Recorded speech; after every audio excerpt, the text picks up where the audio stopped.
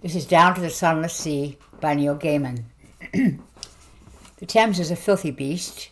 It winds through London like a blind worm or a sea serpent. All the rivers flow into it, the Fleet and the Tyburn and the Neckinger, carrying all the filth and scum and waste, the bodies of cats and dogs and the bones of sheep and pigs, down into the brown water of the Thames, which carries them east into the estuary, from there into the North Sea and oblivion. It is raining in London. The rain washes the dirt into the gutters, and it swells streams into rivers, rivers into powerful things. The rain is a noisy thing, splashing and pattering and rattling the rooftops. If it is clean water as it falls from the skies, it only needs to touch London to become dirt, to stir dust and make it mud. Nobody drinks it, neither the rainwater nor the river water. They make jokes about Thames water killing you instantly, and it's not true.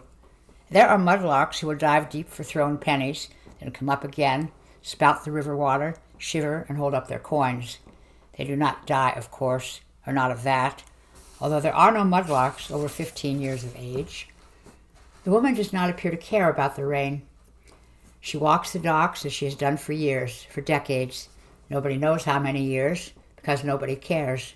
She walks the docks or she stares out to sea. She examines the ships as they bob at anchor. She must do something to keep body and soul from dissolving their partnership. None of the folk of the dock have the foggiest idea what this could be. You take refuge from the deluge beneath a canvas awning put up by a sailmaker. You believe yourself to be alone under there at first. She is statue still, staring out from across the water, even though there is nothing to be seen through the curtain of rain. The far side of the Thames has vanished. And then she sees you. She sees you, and she begins to talk. Not to you, oh no, but to the gray water that falls from the gray sky into the gray river. She says, "My son wanted to be a sailor."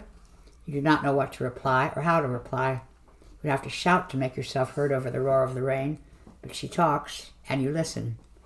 You discover yourself craning and straining to catch her words. "My son wanted to be a sailor. I told him not to go to sea. I'm your mother," I said. "The sea won't love you like I love you. She's cruel." But he said, "Oh, Mother, I need to see the world. I need to see the sun rise in the tropics, watch the northern lights dance in the Arctic sky. Most of all, I need to make my fortune, and then, when it's made, I will come back to you and build you a house. You will have servants. We will dance, Mother. Oh, how we will dance." "And what would I do in a fancy house?" I told him. "You're a fool with your fine talk." I told him of his father, who never came back from the sea. Some said he was dead and lost overboard, while some swore blind they'd seen him running a whorehouse in Amsterdam. It's all the same. The sea took him. When he was 12 years old, my boy ran away down to the docks. He shipped on the first ship he found, to Flores and the Azores, they told me. They're ships of ill omen, bad ships. They give them a lick of paint after each disaster and a new name to fool the unwary. Sailors are superstitious. The word gets around. The ship was run aground by its captain, on orders of the owners, to defraud the insurers. And then, all mended and as good as new, it gets taken by pirates. And it takes a shipment of blankets and becomes a plague ship, crewed by the dead. Only 3 men bring it into port in Harwich. My son had shipped on a Storm Crow ship. I was on the homeward leg of the journey, with him bringing me his wages, for he was too young to have spent them on women and on grog, like his father, that the storm hit. He was the smallest one in the lifeboat. They said they drew lots fairly. I do not believe it. He was smaller than them. After 8 days adrift in the boat, they were so hungry. If they did draw lots, they cheated. They gnawed his bones clean, one by one. They gave them to his new mother, the sea. She shed no tears and took them without a word. She's cruel. Some nights I wish he had not told me the truth. He could have lied.